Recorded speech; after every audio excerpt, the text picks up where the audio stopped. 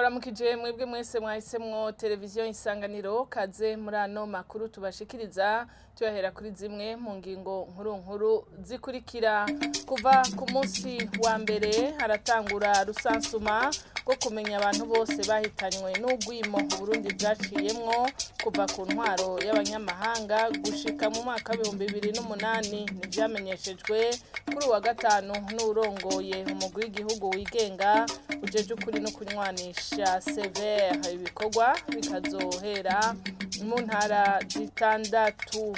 Inoti z'ijana zigiye gusubira kuboneka kuva mu kwezi kwa Kigarama nk'uko vyemezwa ni banki nkuru y'igihugu. Ni nyuma y'imyidogo imaze iminsi aho gusubizanya uba ari ikibazo kitoroshe hagati y'abagura n'abagurisha kubera ubukene bw'izo noti. Muca mubikurikira mu kanya mw'idonido ry'ano makuru.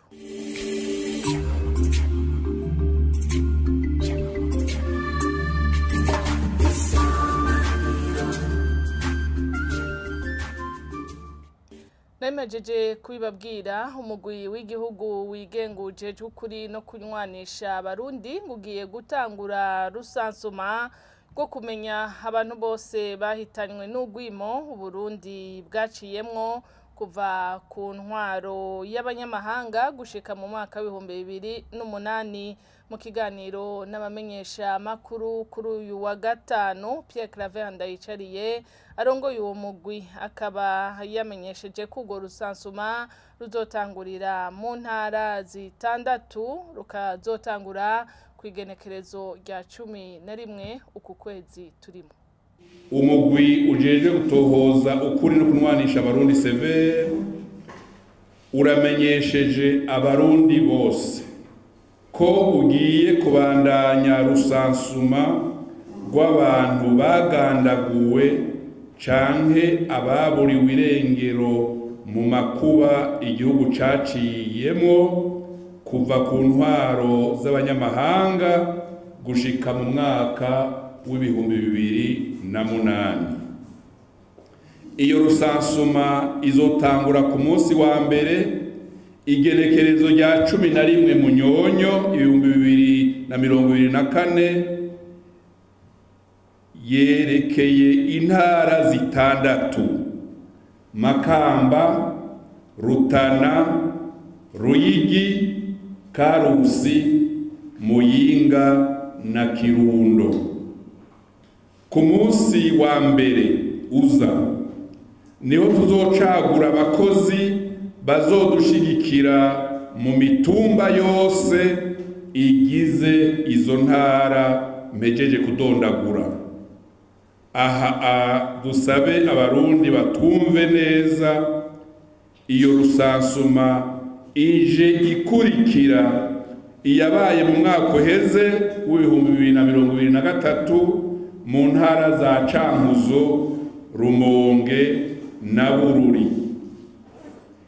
Imiryango yabuze ababo canke ababo bagiye mazi mayongo muri izo ntara za Makamba, Rutana, Ruyigi, Karusi, Muyinga na Kirundo isabwe kwitegura kugira imenyeshe umugwi severe inkuru y'imvaho. Nababwiye mu ntango zano makuru kandi yuko inoti z'ijana zigiye gusubira kuboneka kuva mu kwezi kwa Kigarama nk'uko bimenyeshwa ni banki nkuru y'igihugu BRB. Pierre Claver Ndagijimana umuyobozi ajejwe gushiraho no gukura amafaranga mu gihugu muri iyo banki yabishikirije mu kiganiro n'abamenyesha makuru kuri uyu nako nivyo yamenyesheje habicishije kuri radio na televiziyo nkuru vy'igihugu. Akaba bishikirije nyuma y'imyidogo ya bamwe n'abandi ko inoti z'ijana muri kino gihe zitera ikibazo hagati y'abadandaza n'abagurisha. Ikibazo c'ikena cy'amafaranga ijana ibanki nkuru y'igihugu irakizi. Cari catewe gato nuko ibanki nkuru y'igihugu yari yipfuje guhindura iyo noti iyigire igiceri cyo kiramba kikamara igihe kinini aho hari mu mwaka w'ibihumbi 2017 hamicihwana n'ikindi kibazo cyaciye kivyuka c'igiceri ca 50 aho nawe mwaravyumvise byabonetse yuko bisohoka muri banki nkuru y'igihugu hama bikazimira ntitubone iyo biriko biraja. Ico gihe banki nkuru y'igihugu yaciye yiyumvira yuko niyagira igiceri c'ijana naho gishobora kugira ingorane nk'icyo ca 50. Rero tworimenyesha bene igihugu yuko iyo noti mu minsi ya vuba igiye kuboneka, n'ubu twame tuvugana n'abariko barabikora yuko mu kwezi kwa 12. Amakuru twabateguriye harabandanya imigambi irenga 400 yo mu bisata biteza imbere igihugu harimwo amahinguriro niyo yaronkejwe ingurane itangwa n'amabanki muri politike ijanye no kungena amabanki y'ubudandaji akorana n'ibanki nkuru y'igihugu mu korohereza abagwiza tunga nibishikirizwa n'umuyobozi ajejwe ubuhinga mu banki nkuru y'igihugu mu nama yo kurabira hamwe iciyo politike yo gutanga ingurane yafashije n'ibikorwa kugira yafashije n'ivyo kogwa kugira ngo iyo politike igarukanwe n'inkuru tubaza Honera Muco. Muri iyo nama itunganijwe ku nshuro ya kabiri n'ishira hamwe ihurikiyemo amabanki yo kurabira hamwe politiki ijanye no kungene amabanki akorana n'ibanki nkuru mu korohereza bene amahinguriro kuronka ingurane, herekanwe ko iyo politike yatumye imigambi ishika 483 yaronkejwe ingurane kugira yoroherwe mu kurangura imigambi yabo. Amafaranga yatanzwe akaba arenga miliyaridi 500 z'amafaranga y'amarundi yashizwe mu bisata biteza imbere ubutunzi bw'igihugu, aho aya mafaranga yatanzwe ku bice 70% mu gisata c'amahinguriro n'ibice birenga gato 13% mu gisata c'inyubakwa. Ariko rero iyo politike bikaba yabaye irahagarikwa n'Banki Nkuru y'Igihugu kuva mu kwezi kwa 12 umwaka wa 2022 bivuye ku ikena y'amafaranga mva makungu n'iduga ry'ibiciro. Abari batumiwe muri iyo nama nk'umunyamabanga mukuru mu ishirahamwe rihurikiyemo abagwiza tunga Denis Imana asaba ko umugambi wosubizwaho kugira amahinguriro ashobore kuroha ingurane arangura imigambi yabo ibituma n'ubutunzi bw'igihugu bwisununura. Urongoye ishiramwe rihurikiyemo amabanki ABF Roger Gujusrin Nwenguye amenyesha ko bariko barakora ibishoboka kugira amahera mva makungu aboneke kuko imigambi yo guteza imbere ubutunzi bw'igihugu ishobore kubandanya. Ibiganiro by'uno munsi rero byatweretse ko hari ibitagenze neza haba kubyerekeye amabanki mu gukurikirana iyo migambi ko yagenze uburyo ho bwagiye buraja. Hariho kandi n'ivyo byari bikeneye gukogwa kugira umugambi ugende neza na cyane kwigeranya uburyo bw'amafaranga y'agaciro bituma ibiva hanze muri iyo migambi bishobora kuba byo byari kuboneka. Icyo twobwira abatwumviriza abanywanyi b'amabanki na cyane abo bagiye muri iyo migambi nuko iyo migambi dahagarara, iyo migambi tubandanya twitera intege tufatanije hamwe n'abaye nkuru igihugu hamwe n'andi mashirahamwe yo hanze turiko turavuga muri kano kanya ashobora kudusahiriza kuvyerekeye amafaranga y'agaciro kugira ngo twese tugiye hamwe dutewe intege na leta iyo migambi myiza ibandanye isahiriza abene gihugu na cyane mu gutanga ubuzi no mu kuduza ubutunzi bw'igihugu. Umuyobozi w'imigambi mu Banki Nkuru y'Igihugu BRB Ferdinand Sabimana amenyesha ko iyo politike yo korohereza bene amahinguriro kuronka ingurane ko bagiye kwiga uko boyitunganya mu kuronsa ingurane imigambi mwimwe babanje kwiga umugambi kutunganijwe.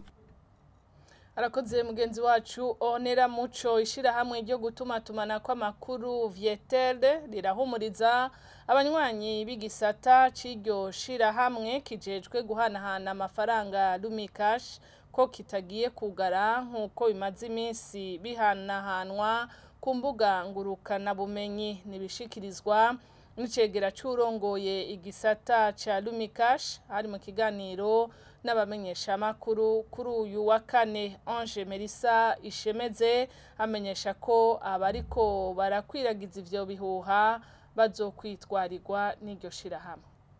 Uno musi turi ngaha kandi shaka guhumiriza abantu uma message aguma agenda yuko Lumikash kira yugare habe namba nitugira twugare turacabandanya dutanga ama service uko vyahora nimpejire kuraba kapozi yiza aba agent dufise muri system ico mbona baguma bakora turaraba si hari ikintu na kimwe ca impact negative riko biraba dusanga n'abantu bariko barandika ama message ariko tukarindira yuko bahagarika gukora tukabibura bisigura ko turahumurije abantu Lumikash iracakora turacabandanya dukora kandi nta mugambi guhagarika gukora uhari rero ndahumurije abantu babandanya gukoresha Lumikash abaje ni batabakira abaje bari muri ako kagwi kariko gashaka guteza uruhagarara no guca umutima abarundi kugira ngo nibakoreshe service biture ibiro vya Lumikash aho biri kugira ngo batunganize bashobora kubaha ayo mafaranga mboneho nakaryo no guhimiriza no gushimira abafatanyabikorwa bacu bariko barakora kugira ngo babandanye hanse guha amatwi abo bose bashaka kubatesha umurongo ariko bakabandanya bakora nongera ngabisha yuko Lumikash itazohagarara kandi ko abafatanyabikorwa bose bariko baragwiza ivyo bihuha twiteguye kwitura ubutungane nkuko twamaze kubikora kandi twamaze kubibamenyesha turiko turarondera abo bose bariko barateza uruhagarara kugira ngo ubutungane bukore kuko sinibaza yuko hari umuntu no musi yovyuka ngo afate ishirahamwe nka Lumikash canke Lumitere ngo akwiragize ivyo yifuza kugira ngo yonone igisata cyaco cose nibaza ko umwe wese yafise ico avuga hariho inzira yo kubisabiramo atari yo guhungabanya abantu canke kubaca umutima mu kubabwira ibitari byo. Abakinyi 8 nabo bo rukino rwa badminton bazokwigenza neza muri 16 bariko baragira imyimenyerezo nibo bazoshigikirwa n'ubuserukizi bw'Ubufaransa mu Burundi mu kuronswa inyigisho z'ubuhinga biciye mu mugambi wo guteza imbere inkino. Abedi François Ndondo arongoye iryo shirahamwe mu Burundi amenyesha ko izo nyigisho zizotuma abo bakinyi baserukira neza igihugu mu nkino mpuzamakungu za Jeux Olympiques ziteguwe mu mwaka wa 2026. Bamenyesha yuko ubuserukizi bw'Ubufaransa mu Burundi aribwo bushigikiye mu vy'uburyo ibikorwa biri mu mugambi wiswe PEPS ukaba uri kurashirwa mu ngiro na Comité National Olympique ifadikanije n'amashirahamwe y'inkino ashika 16. Ishirahamwe ryacu rya badminton rikaba rero ririmwo rikaba rero naryo nyene ririko rirashira mu ngiro ibikorwa by'uwo mugambi. Ahanini rero twebwe twafashe igisata cyo gushobora gukurikirana abakinyi berekana yuko bafise kazoza ico twokwita les talents prometteurs. Hatanguye hari abakinyi 16 tuzosigarana abakinyi 8 abakobwa 4 n'abahungu 4. Abo rero bakazokurikiranwa ku munsi n'abamenyereza bacu bafitiye ubumenyi bukwiye bwemewe n'ishira mu mpuzamakungu rya badminton bakazogira imyimenyerezo ikomeye kugira ngo bazoshobore kuja mu mahiganwa yaba ya Afrika eka n'amahiganwa mpuzamakungu. Aho rero iri nogira nti uyu mugambi uzodushigikira kubijanye n'ibikoresho yaba amapoto amafire ukazodushigikira kubijanye n'imyambaro y'abakinyi ukazodushigikira kubijanye mbere no gushobora gusohoka bakaja mu nkino zo gukurakuranamwe kugira baze bakine inkino za badminton za Olympique zizobera muri Senegal mu 2026. Ko nasabira ko abakinyi bacu gushira mu ishaka rikwiye kugira ngo Uburundi buzoja habona bugaragare mu nkino za Olympique zizobera muri Senegal mu 2026. Ni kuri ayo makuru havugwa mu nkino duciye dusozera ko amakuru twabateguriye kuri uno munsi. Ndabashimire mwebwe mwese mwadukurikiye ndabifuriza no kugira ibihe byiza.